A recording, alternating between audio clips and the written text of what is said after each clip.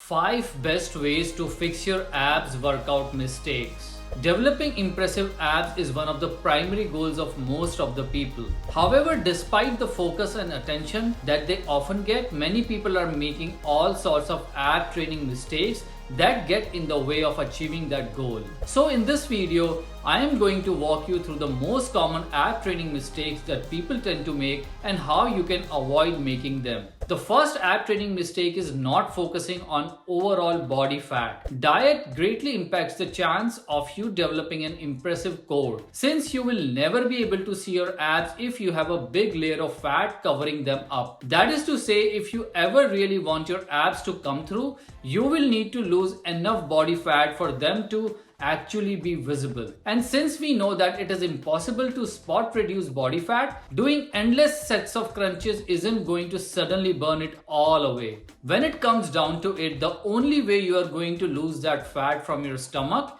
is if you put your body in any energy deficit and correcting your diet. The second ab training mistake is not doing isolation exercises. Now it's true that heavy compound exercises like deadlifts and squats help in developing strong, impressive abs. They typically won't produce sufficient rectus abdominis activation to develop the ripped six packs that you are after. Will they strengthen your core? Absolutely. However, if you want to develop a visually impressive core and properly target your rectus abdominis, you will need to add some isolation exercises into the mix, like hanging leg lift and cable crunches. Another ab training mistake is not using enough resistance. For some reason, most people don't apply the same training principles to their abs as they do to other muscle groups. Crunch after crunch after crunch until their abs are on fire and they are red in the face. Well, let me tell you that this is not the best way to train your abs. You see, when you do rep after rep with low levels of resistance,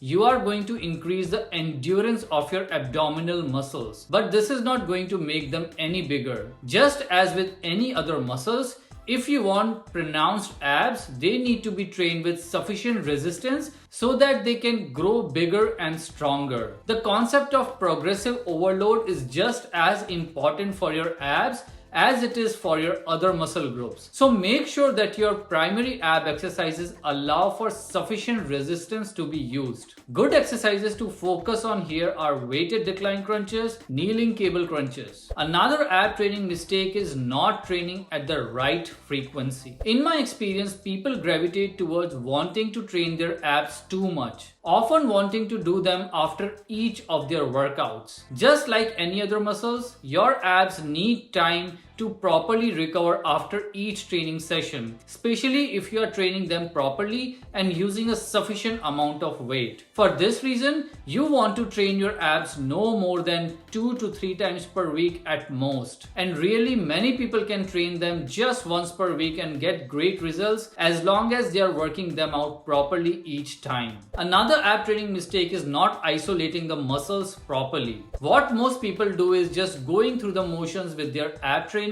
but not actually targeting the appropriate ab muscles effectively. This is very easy to do with crunching motions where you can use upper body momentum or your hip flexors instead of the muscles that you are actually trying to target. The fix for this is a simple one. Slow the reps down, drop the weight you are using, and really focus on feeling each contraction in the right muscles. So correct all these ab mistakes so that you can see your six packs visibly clearly. I hope this video helped you. Please subscribe to the channel and hit the notification bell to get the latest videos. Coming up are the videos which you don't want to miss out, where I share very important exercises and tips to lose belly fat.